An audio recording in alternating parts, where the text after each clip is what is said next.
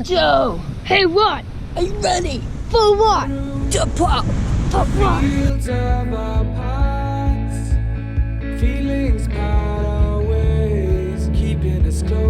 together we only have 3 wheels.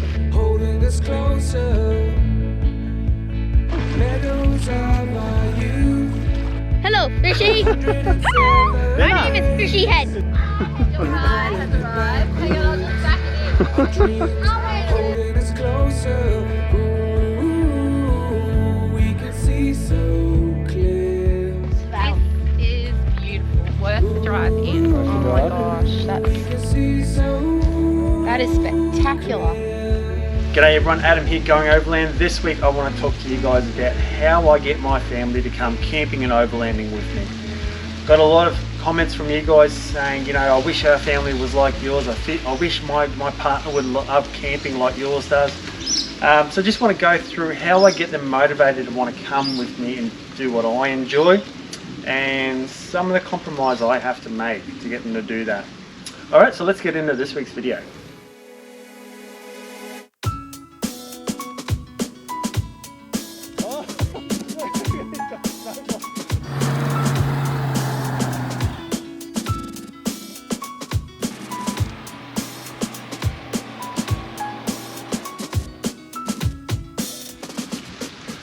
Alright, so I'm a YouTuber and we do a lot of filming, but I'm getting ready for a weekend away with the family, and unfortunately you guys aren't invited. So just to throw you guys a little video this week, I just want to go through how I keep my family motivated to go camping and overlanding with me. It's sort of like a bloke sport sometimes. You think about it, not a lot of women like four-wheel driving. I know there are women out there who do enjoy it. My daughter Hayley, she loves it. But how do you get them to want to come with you on these trips and these adventures?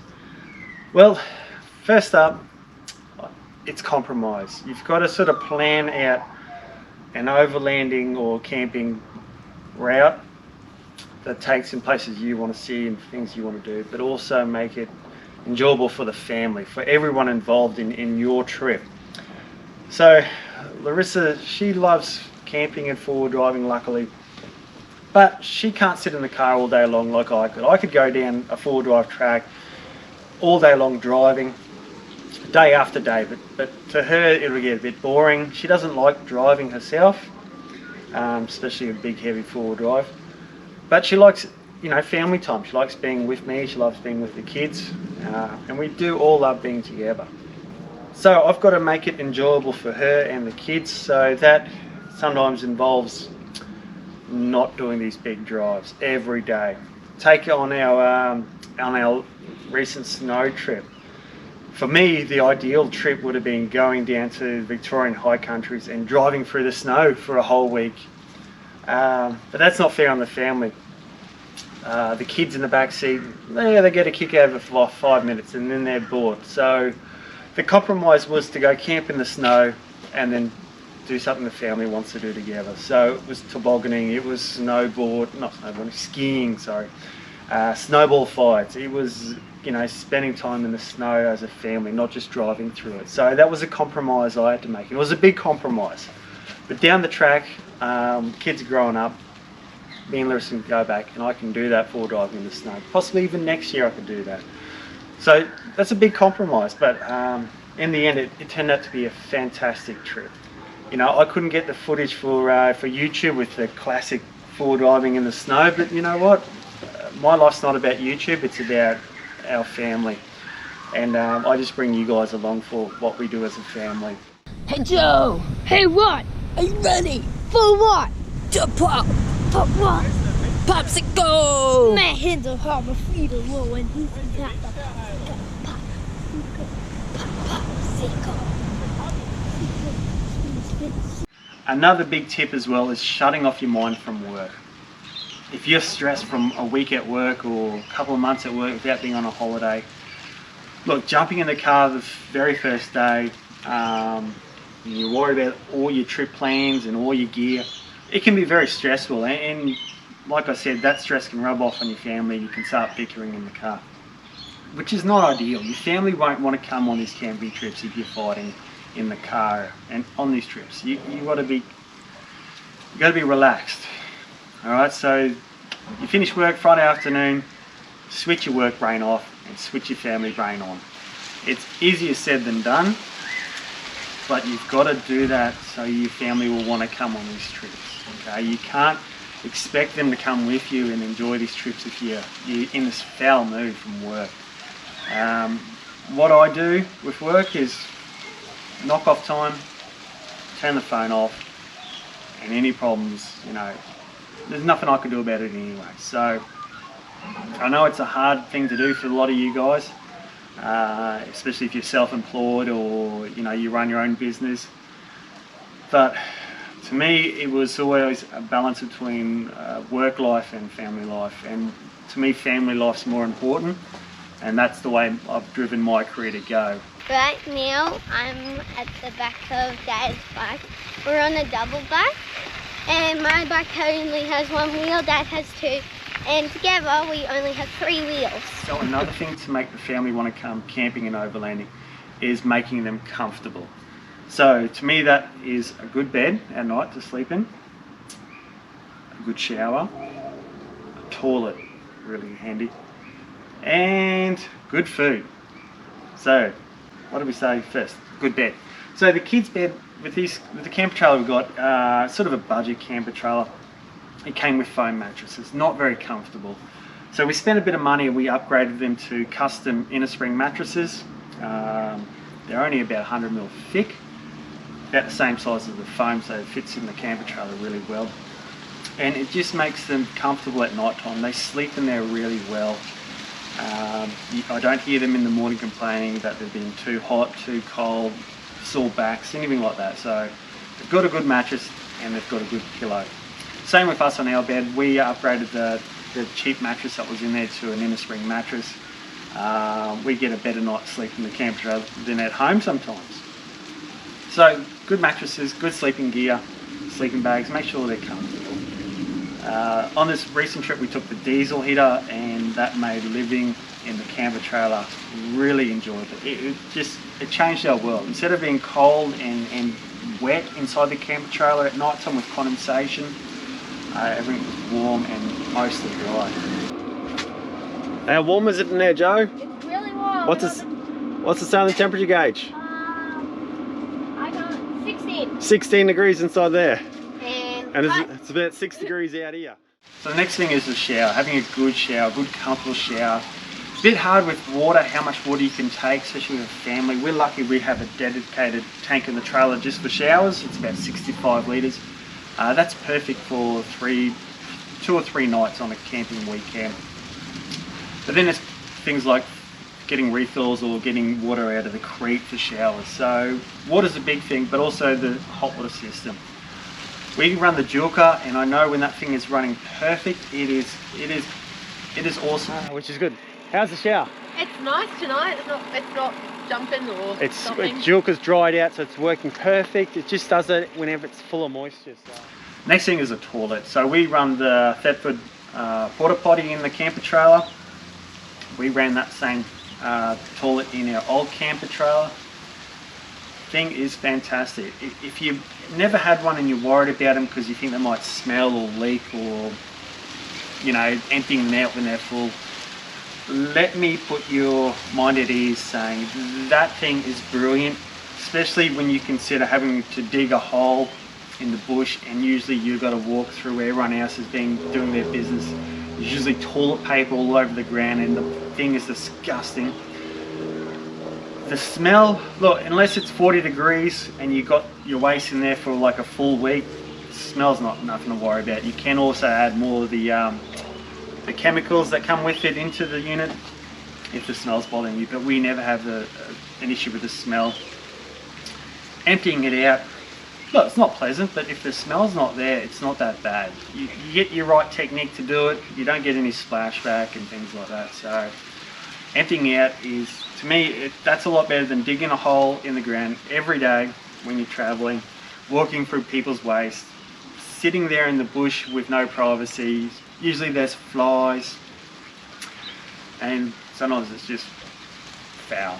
So look, having a good toilet really makes the family comfortable camping, and they don't dislike camping because of it. Pizza night again.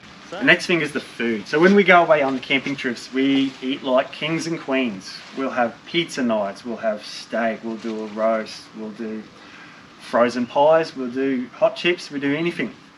Have meals that are easy to cook, not a lot of mess, not a lot of dishes, and you can cook them up really quick too.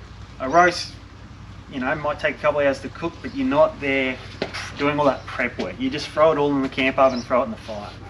You got to do easy meals, you know, things like that. So Larissa, she usually does the cooking. I'll do the driving and setup and things like that. She'll do the cooking, look after the kids. So it makes her day and her weekend trip a lot more enjoyable. She's not spending hours and hours in the kitchen cooking. She can just whack together a 10-minute meal, 15-minute meal. We can all be around her while she's doing it. It just makes it more enjoyable for her, makes it more enjoyable for me.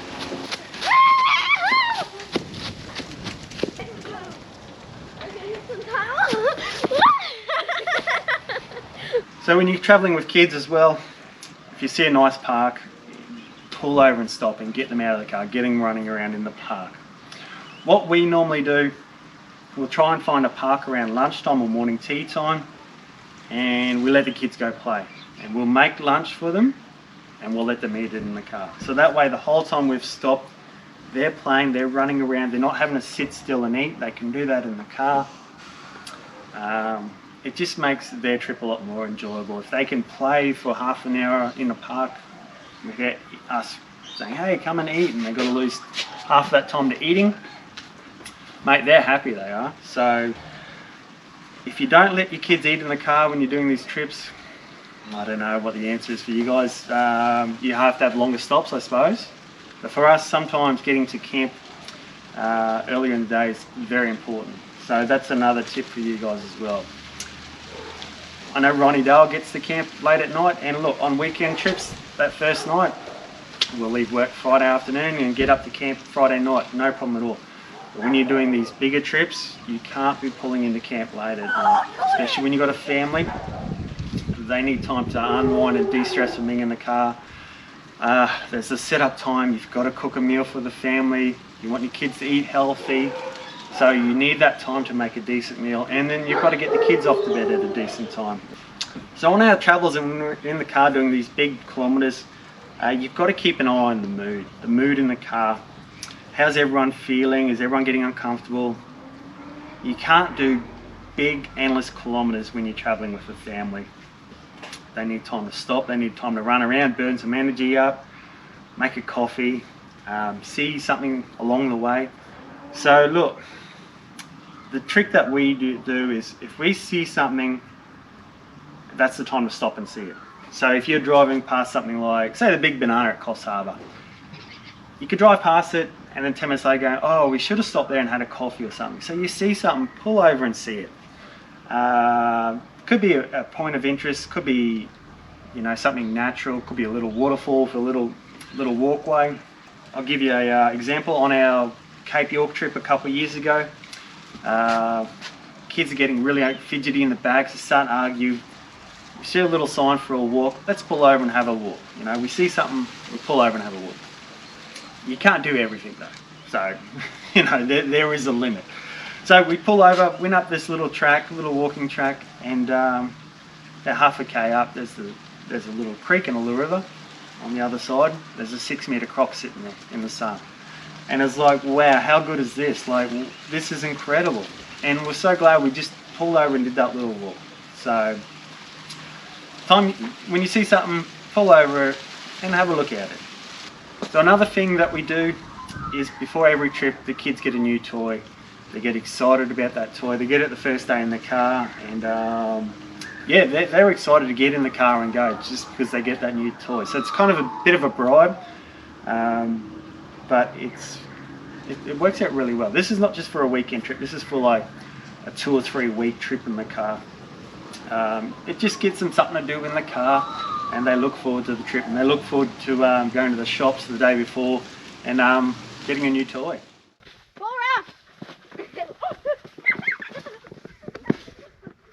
Got caught. Another thing that makes these trips really enjoyable and the family wants to come away together is family time together. The memories we make and the laughs that we have. The key is that we're always together. You know, when Larissa's outside cooking, we're outside playing. If I'm outside working on the car, the family's sort of around, just hovering around, making sure if I need anything, they're right there. If we go on bushwalks, we all go together, we go kayaking together. It's just a really good family bonding environment when you're going overlanding and camping together. And we come back and we're a stronger family for it. And I've got to say, it's really a good lifestyle. Alright, I hope I haven't bored you guys too much. Hope you got some good tips and ideas to make your family want to come away with you on these awesome weekends. Biggest tip I can give you guys is your emotions will rub off on your family. If you're in a bad mood, a foul mood, stressed mood, it'll rub off on their family and they'll be the same. Get in that happy space, get in a happy state of mind, the excitement, the joy, forget about all that rubbish at work and anything to do with the house. Just enjoy where you are, who you're with, and the excitement of the adventure. And that buzz that you have will rub off in your family and they'll want to enjoy these things with you. And it'll allow you to if you're like me, you love camping and overlanding, it'll allow you to continue that sort of travel. Alright guys, I got to finish packing, I should say, not packing up, for our little family getaway next weekend. Thanks for watching guys, cheers. Wait. Hey, it's ice, I hope I don't fall through the ice. Crunchy, don't fall over. Is it ice? Oh, it's ice! This is actual ice! We can see so clear.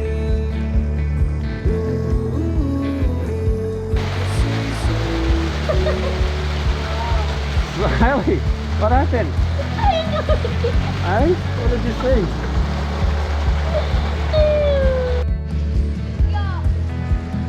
Has arrived. Hang on, I'll just back it in. This is beautiful. Worth the drive in. Worth the Oh drive? my gosh, that's Anything to please you, my darling. really. That is spectacular.